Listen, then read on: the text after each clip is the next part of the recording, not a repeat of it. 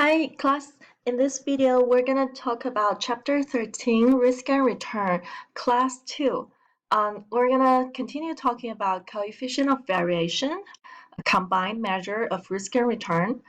And for risk, we're going to discuss about market risk, diversifiable risk, and that when we add up these two risks, it is the standalone risk we talked about in the last video. So the key formula for this class is still the coefficient variation and expected return of a portfolio. Okay, so in the last video, we talked about the risk and return of a single stock. And this video, we're going to move into the risk and return of a portfolio. Let's first look at coefficient of variation. It is a standardized measure of dispersion about the expected value that shows the risk per unit of return. And it is because it's defined as standard deviation divided by expected return. So we're measuring risk per return. Okay? We always want a lower risk and a higher return. So we want a lower numerator and a higher denominator. So we would prefer a lower CV. Okay, the lower, the better. If we look at this graph here, if we have asset A and B, we see that the expected return of B is actually higher than the expected return of A. And they have the same normal distribution, same, you can see the degree of how these two lines are spread out are similar. So we say their standard deviation is similar, okay? Even though expected return of A is smaller than B, but the standard deviation of A equals to B. Okay, so if we calculate CV, because CV is standard deviation divided by expected return, so CV of A will be larger than CV of B. Okay, and we prefer a lower CV, so B is actually better. Okay, B has the same risk but higher return. B is better. A is riskier because of larger probability of losses. In other words, the same amount of risk for smaller returns. Okay, A has the same risk but smaller returns, so A is riskier, and A has a higher CV. Okay, so CV is actually a better measure than standard deviation, but because it incorporates risk and return. Even though we say CV, it's also a measure of standalone risk. So if we go for those five investments we had in last class, in the last video, we can calculate CV based on the return standard deviation. And we can see that the CV for high tech is and market is similar. US rubber has a higher CV because it has a lower return with higher risk. Treasury bill has zero CV, and collectibles has the highest CV because it has lowest return, highest risk. So high tech, despite having the highest standard deviation of returns, has a relatively average CV because it has a high return as well. And collectibles has the highest degree of risk per unit of return. Okay, highest CVs. It's not a good choice. Question: standard deviation is a better measure of risk than the coefficient of variation if the expected returns of the securities being compared differ significantly. This is false. Coefficient variation is actually better than standard deviation, okay, because it takes into consideration both risk and return. Okay, so far we've talked about the risk and return measures for a single stock. For return, we can calculate the expected return. And for risk, we can either use standard deviation or coefficient variation. And CV is actually better than standard deviation.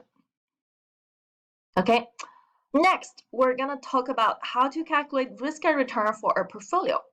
And portfolio is just a grouping of financial assets, such as stocks, bonds, and cash equivalents, as well as their funds counterparts, including mutual, exchange traded, and closed funds. Okay, so it's a combination of different financial assets instead of a single assets. So that's a portfolio. For example, if we have a two-stock portfolio created with 50,000 invested equally in both high tech and collectibles with equal weights, we can calculate the portfolio's expected return as weighted average of the returns of the portfolio's component assets.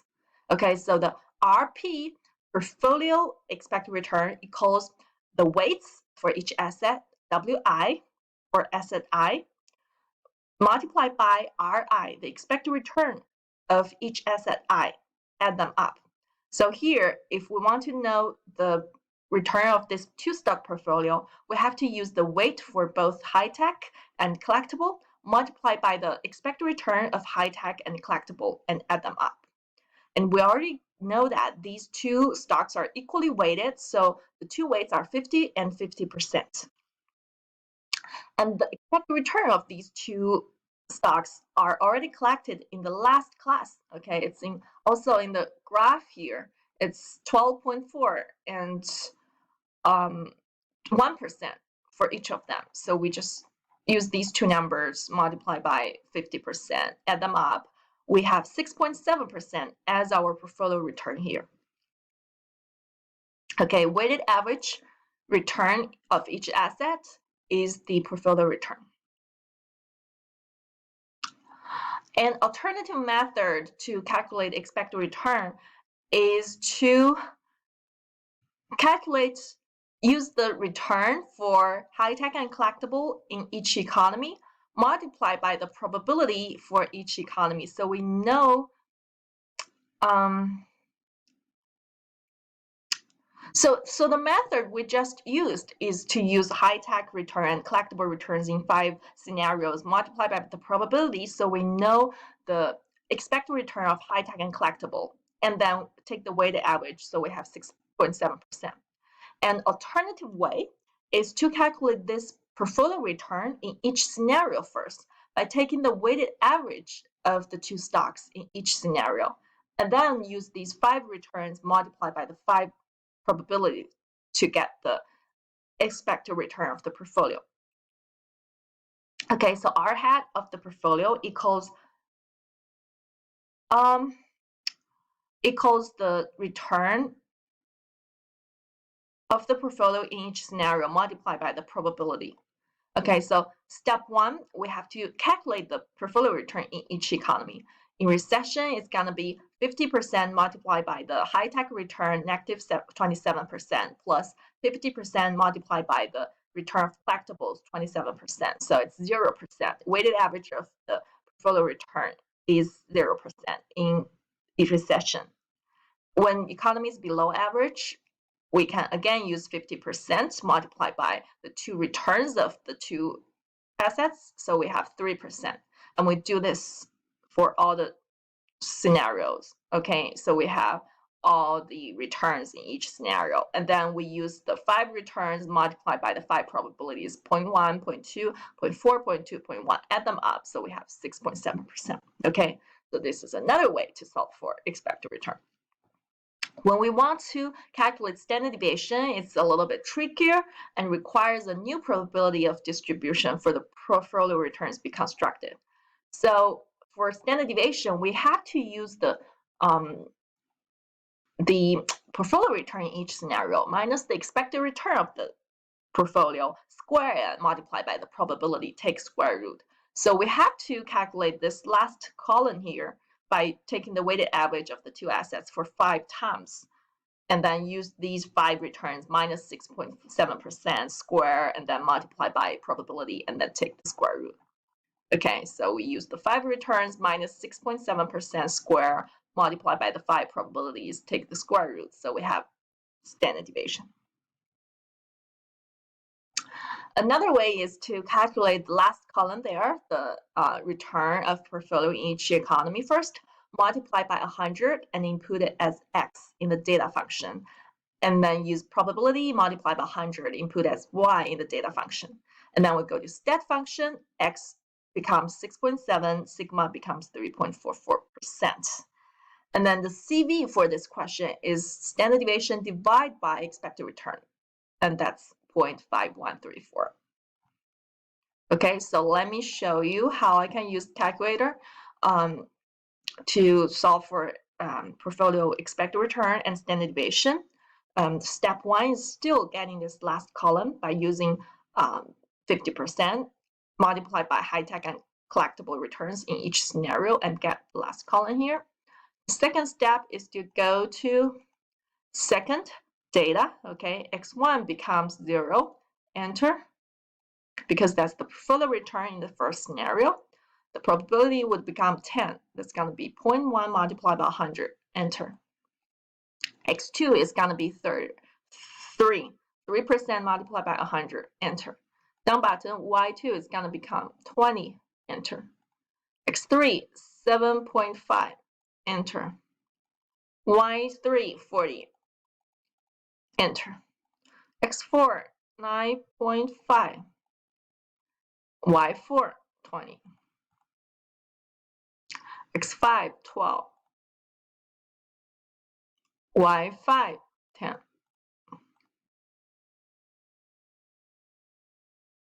Second stat, okay, one variable, down button, n is 100, x bar is 6.7%, standard deviation is 3.4438%.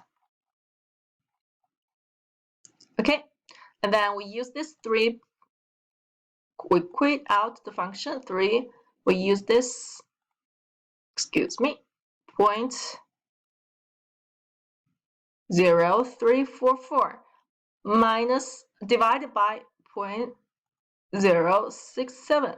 Okay, so that's how we get this 0.5134. Okay, that's portfolio return and risk. And the portfolio risk here we had was 3.44% as standard deviation.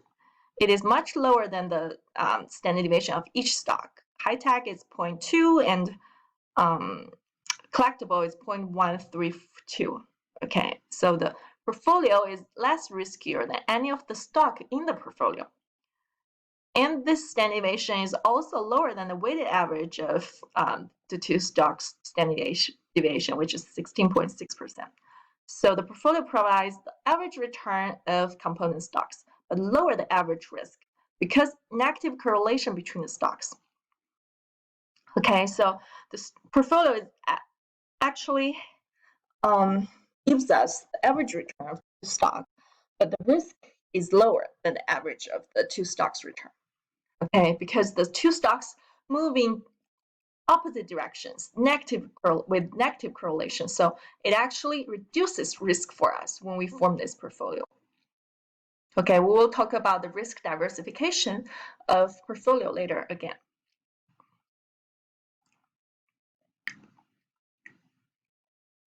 General comments about risk. Sigma equals 35% for an average stock. On average, the correlation coefficient between the returns of two randomly selected stocks is about 0.3. Okay, so these are the average risk for a stock and average correlation between two stocks in the market.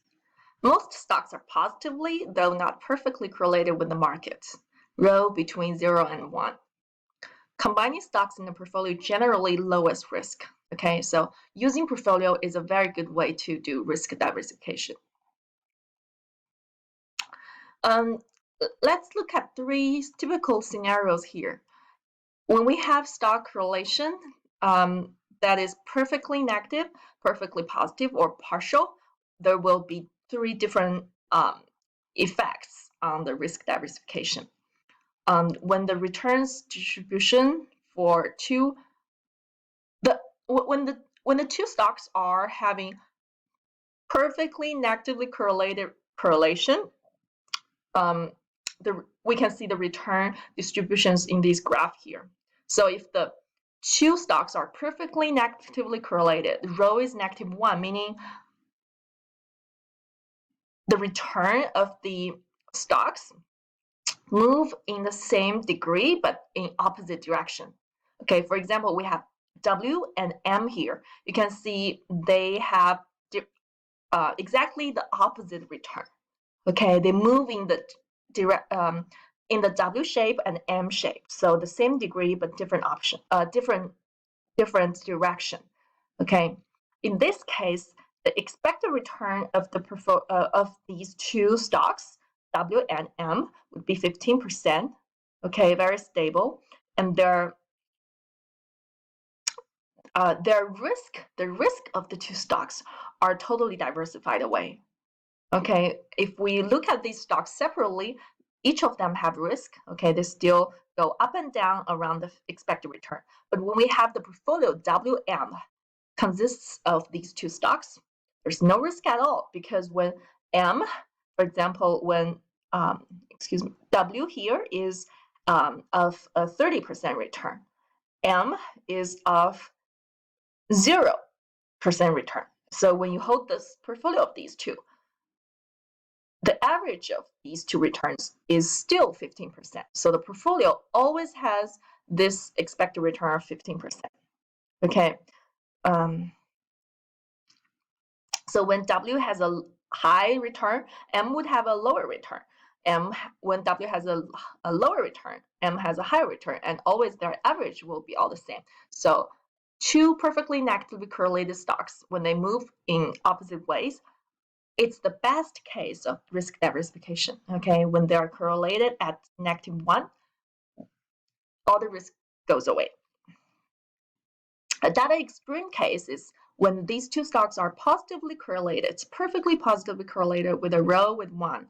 So we can look at stock M and M prime. They are similar to two similar stocks. They move in the same way, same direction, same degree. So the portfolio MM would have the same risk as the single stock. No risk is diversified away in this case. Okay, this is the worst case. A middle case is when we have partial correlation, when rho is between -1 and 1. For example, typically in the market is any two stocks are correlated at rho of 0.35. So when W moves, Y moves a little bit similar, but different. Okay, so the portfolio WY does have less risk. Okay, risk is diversified away partially. Okay, so the first best case and second worst case is hard to see in the market, but the third case here, partial diversification of risk, is very common in the market. So we like portfolio. We like to form portfolios instead of holding single stock because we can minimize risk.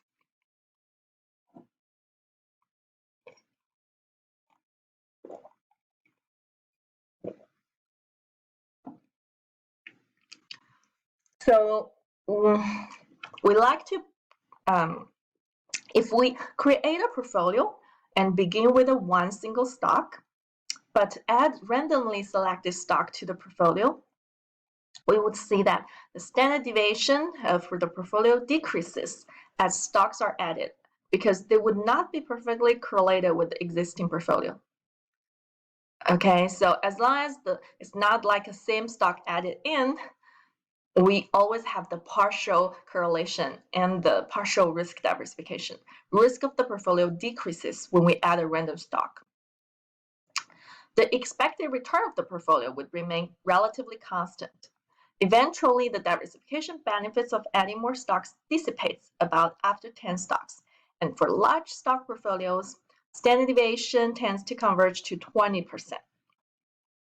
So here is a graph showing the diversification effect of a portfolio. X shows the number of stocks in the portfolio from 0 to 2000, from actually 1 to 2000, from one stock to many stocks. Y shows a standard deviation, the portfolio risk. So when we have one single stock, a typical stock standard deviation is 35%. And when we add a stock, so we have two stocks in the portfolio, the standard deviation typically goes down to around 30%. Okay, and then when we add more and more, this risk goes down and down and down until we add 10 stocks. Until after 10 stocks, whenever we add a new stock, the decrease in the portfolio risk is becoming smaller and smaller. And no matter how many stocks we add in the end, the stock portfolio converges to a standard deviation of this market standard deviation, 20.4%. Okay, we cannot reduce the risk by adding more stock anymore. So we say that this upper part of the first, we say that the portfolio risk, okay, it's the portfolio's total risk.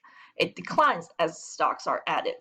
And we say that the upper part of this graph, above this 20.4% line, it's the portfolio's diversifiable risk. Okay, the upper part could be diversified away, could be reduced by adding more stocks. So we say it's the portfolio's diversifiable risk. And the bottom part, okay, the stable part of 20.4% is portfolio's market risk. It remains constant. Okay, this bottom part, market risk, does not go away no matter how many stocks you have. Even though you hold all the stocks in the market, you still have this market risk.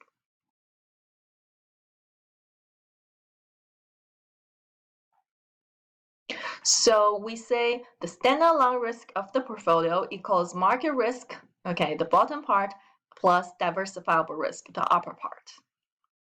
Market risk cannot be diversified away by adding more stocks, but diversifiable risk can. Okay, market risk is the portion of a security's standalone risk that cannot be eliminated through diversification, measured by beta, and we're going to discuss it in class 3. Diversifiable risk is the portion of a security's standalone risk that can be eliminated through proper diversification. The upper part, it can go away when we add more stocks. If an investor chooses to hold a one-stock portfolio, doesn't diversify, would the investor be compensated for the extra risk they bear? No. Standalone risk is not important to a well-diversified investor. Rational, risk-averse investors are concerned with standard deviation of portfolio, which is based upon market risk. There can be only one price for a given security, which is the market return. No compensation should be earned by holding unnecessary diversifiable risk. Okay, so if you don't diversify, if you just hold one single stock, you still have to you still have the return that's determined by the market. And when most people in the market are holding a portfolio, that's the return of the stock is going to be determined by the return of the stock when it's held in a portfolio. 2 further questions. Why would the investor ever hold one or a few stocks? Why not hold a market portfolio consisting of all stocks? It's due to high administrative costs and commissions for single investors, but in reality, for larger investment corporations or such as the different funds, they typically hold a portfolio. Superior analysis. More information is incorporated into the stock valuation process. How should we measure stocks risk in a world where most people hold portfolios? Next section, beta. Practice. Which of the following statement is correct? Option A, an investor can eliminate virtually all standalone risk if he or she holds a very large and well-diversified portfolio of stocks. This is not true because an investor cannot eliminate virtually all standalone risk. Okay, it can only eliminate diversifiable risk, but not the market risk. Okay, not all of the standalone risk, but just part of it could be diversified away. Option B, the higher correlation between the stocks in the portfolio, the lower the risk in the portfolio. That's not correct. Okay, the higher the correlation, the higher the risk. Remember, when rho is 1, the extreme case, when the rho differs from -1 to 1, when rho is 1, it's similar to 2 similar stocks combined in a portfolio. It's the worst risk diversification. It has the highest risk. And -1, when the correlation is lower, actually it's better. There's lower risk. So lower rho, lower risk. Lower correlation, lower risk. Higher correlation, higher risk. Option C. It's impossible to have a situation where the market risk of a single stock is less than that of a portfolio that includes the stock. It's not correct. Okay, market risk of any stock or any portfolio should be the same. It's just that about 20%. Option D, once the portfolio has about 40 stocks, adding additional stocks will not reduce its risk by even a small amount. It's not correct. Adding additional stocks will still reduce its risk by just a small amount. Option E, this is correct. An investor can eliminate virtually all diversifiable risk if he or she holds a very large, well-diversified portfolio. That's correct. The investor would only hold market risk. Okay, that's all for class 2. We will discuss class 3 in the next video.